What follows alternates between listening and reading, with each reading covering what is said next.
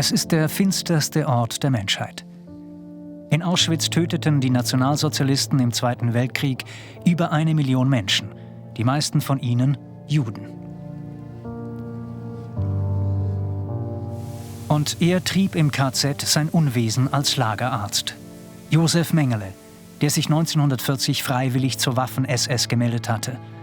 1943 kam er nach Auschwitz-Birkenau, führte Selektionen durch, entschied, wer Zwangsarbeit verrichten und wer sofort sterben musste. An den Lagerinsassen führte der Anthropologe grausame Experimente durch. Berüchtigt sind seine Versuche mit Zwillingen.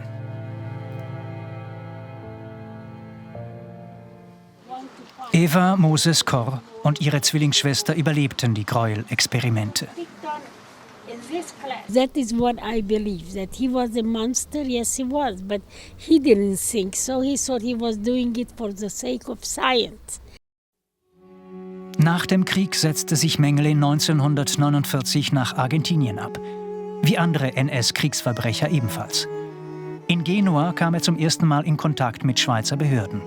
Auf dem Konsulat erhielt er einen Reisepass des Internationalen Komitees vom Roten Kreuz, nachdem er sich eine neue Identität verschafft hatte.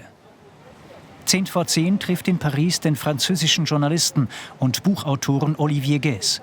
Guès hat den dokumentarischen Roman Das Verschwinden des Josef Mengele geschrieben. Mengele habe in Argentinien anfangs unbehelligt gelebt. Mengele war total unbekannt in den 50er Jahren. Niemand hat von Auschwitz geredet, niemand hat von dem Holocaust geredet, die Vernichtung der Juden in Europa. Deshalb konnte Mengele seine richtige Identität bei dem deutschen Konsulat in Buenos Aires wieder kriegen. Wieder unter seinem richtigen Namen konnte Mengele im März 1956 in die Schweiz reisen, nach Engelberg. Mengele steigt im Hotel Engel ab, macht unbeschwert Ferien mit seiner künftigen Ehefrau Martha und sieht seinen Sohn wieder. Doch 1959 enden Mengeles unbekümmerte Jahre in Argentinien. Endlich stellen die westdeutschen Behörden einen Haftbefehl aus. Mengele flüchtet nach Paraguay und dann nach Brasilien. Beunruhigt war Mengele auch durch die Festnahme von Adolf Eichmann, dem Administrator des Holocaust. Der israelische Geheimdienst ergriff ihn 1960 in Buenos Aires. Wenig später, 1961, soll Mengele wieder in die Schweiz gereist sein, um in Kloten seine Ehefrau Martha zu treffen.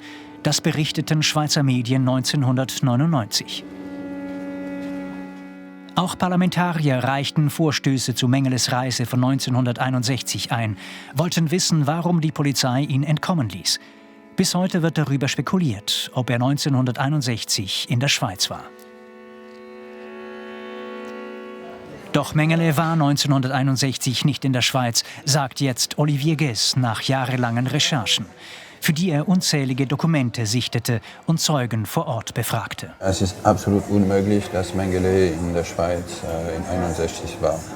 Das ist ein Teil von, es gibt so viele Gerüchte über Mengele. Und das ist ein Gerücht unter 100 anderen über Mengele. Er war nie in Europa ab den 60er Jahren. Das war unmöglich. Ab 1960 versteckte sich Mengele in Brasilien, unterstützt von Helfern. Er wurde nie gefasst, bis er 1979 nach einem Schlaganfall beim Schwimmen starb. Die Geschichte Mengeles sei auch heute aktuell. Der Mensch kann alles tun. Extrem gut und extrem böse. Und das ist, was die Geschichte von Josef Mengele uns zeigt. Wie weit ein Mensch mit anderen Menschen gehen kann. Für das, was er in Auschwitz getan hatte, zeigte Mengele nie Reue.